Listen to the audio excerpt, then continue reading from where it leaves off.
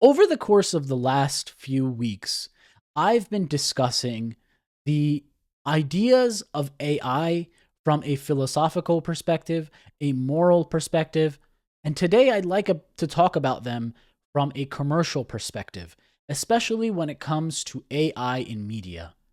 I work as a woodworker, and I'd like to share some of my thoughts about what it means to be a woodworker in this world of AI. So please stick around for the discussion. If you enjoy it, please give a like, subscribe, and share. Enjoy.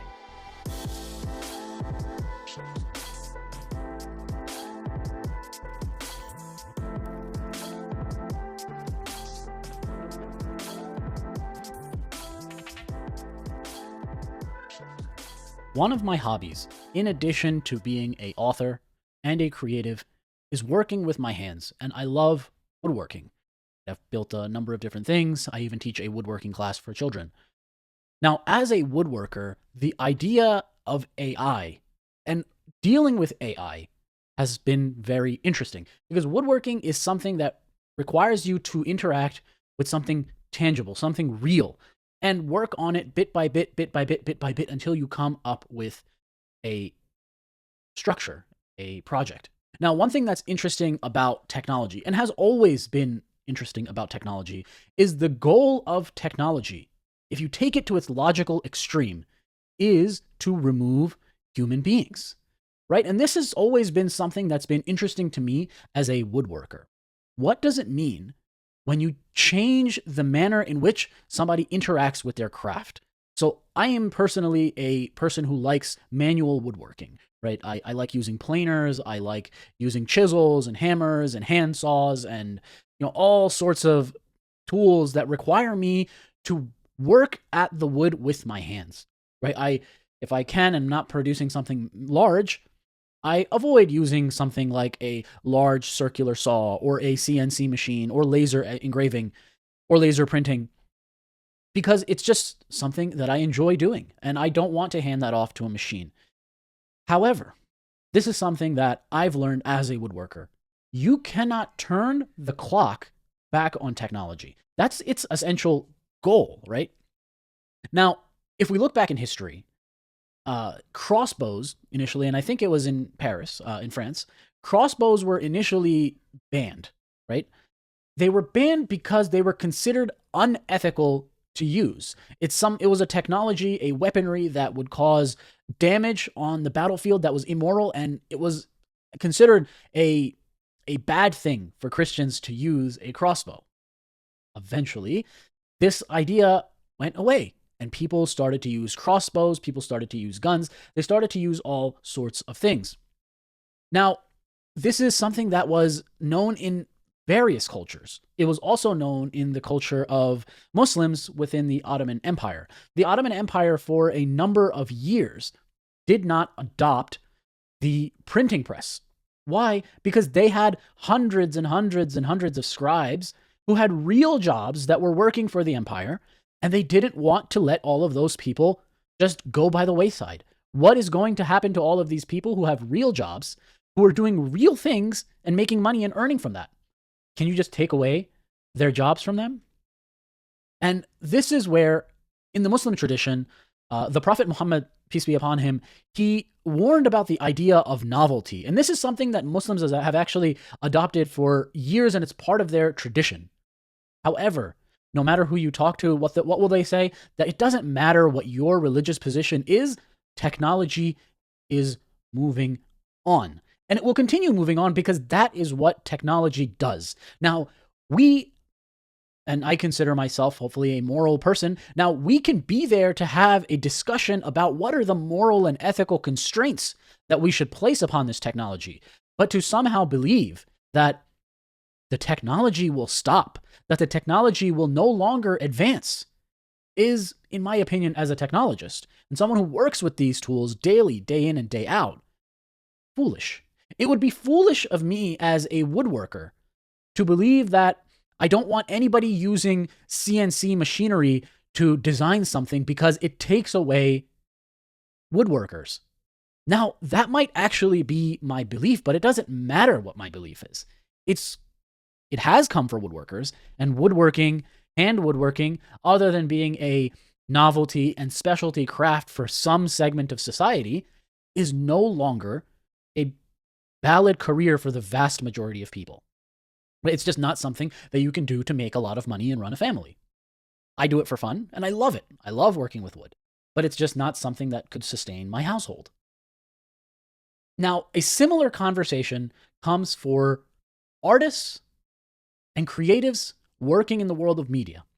And there's a lot of pushback that I see from artists and creatives who are really upset that AI and certain companies like Midjourney, Stability, and various other different companies used their images, used their work to train the AI, which can now do something like what an impressionist would have done before.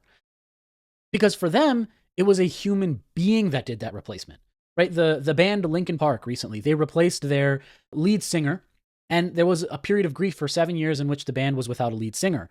And recently, they replaced the lead singer with a woman named Emily. Now, most people, they heard Emily, they heard her voice, and they said, well, she's not the same as the last singer, but that's okay. This is a new style. It's a new path for the band.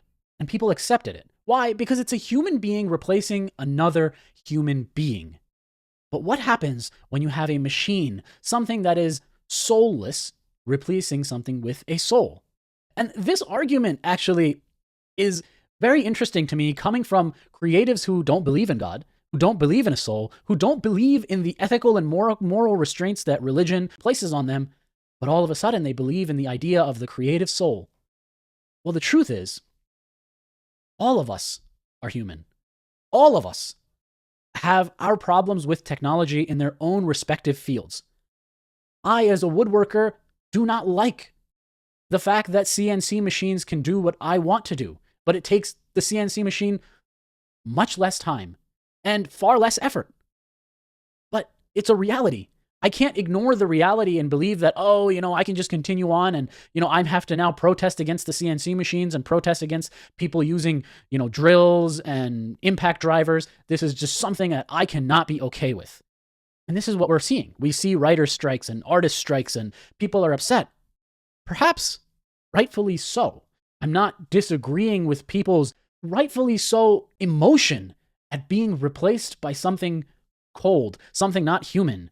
But I'm sorry, it's a reality, right? When there's a famous Disney animator, and I can't remember the name at the moment, he talked about the idea of CGI used in the Avatar film, Blue People.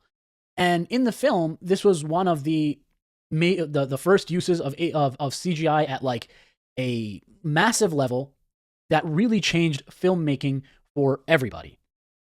Now, if someone came in and said, well, the CGI people, they're not hand drawing anything, they're just using assets and asset libraries and then putting that together and creating this mesh and then putting it out there. It's not the same thing as hand-drawn artists. It's not the same thing as what Hayao Miyazaki does.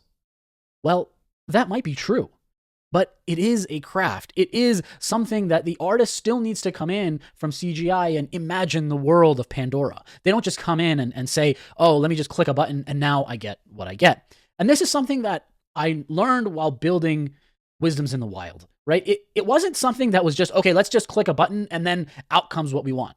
If it was so easy, then anybody could go ahead and do so. And will a time come when that's possible? Maybe. I doubt it, but maybe. But even then, it's not going to remove the will, the purpose, and the intentionality behind what a creative wants to do. It's now a tool within the tool set of a creative. In the past, right, when you wanted to bring something to life, you used different tools that were at your disposal. If someone is using an Apple Pencil on a tablet, we're not going to say, oh, you should have used a regular pencil on a piece of paper. Because we'd say that, no, the modality may have changed, but the input of the artist is still the same. Many people might become more and more comfortable with AI slop, right? And they might start consuming it and then become okay with it. Does this remove the artists? No. As a matter of fact, just like the CNC machine didn't remove me as a woodworker from the world, it also doesn't remove artists. The people who enjoy human effort, human media. We'll continue consuming human media and human effort. Whenever I buy a painting for my house or my room and I hang it up, I don't go and find some random image that I can print out on the internet and then go print it at a local, printing. No, it's not something that I do because I don't want that. I want something in which an artist put time and effort in, hand drew it, and I'd like that on my wall because it means something. It means that a human being put something into it, and that's what I want to see. However, if I'm designing my children's wallpaper for their room that's going to get ruined in 2 hours, do I have a problem printing that online? Absolutely not. I don't have a problem. So there is a value for both of these things. It seems a little naive and a little bit foolish for people to be afraid, especially creatives, to be afraid that they're no longer going to be important. Is it true that the commercial jobs of many creatives, like hand-drawn artists, graphic designers, are going to go away perhaps because of AI advancement? Sorry to say, yes, but I'm a programmer and my job's probably going away too, right? The people who used to work at a grocery store and were bagging your groceries and now they got replaced by self-checkout counters, their jobs also went away. The people who were working as drive-through attendants at restaurants and the AI replaces them, their jobs will also go away. What makes the job of a hand-drawn artist any more important than the job of a woodworker? After all, are we not all human beings? You see, for me, it seems a little bit naive and a little bit strange even to consider one group of people more important than another group of people. Why? Because of the tasks that you do? What makes the work of an artist more important than the work of a cashier? What makes the work of the commercial work? We're not talking about the actual work that they're putting in, but the commercial value. The commercial value of someone who's just putting ink on paper and developing a animation.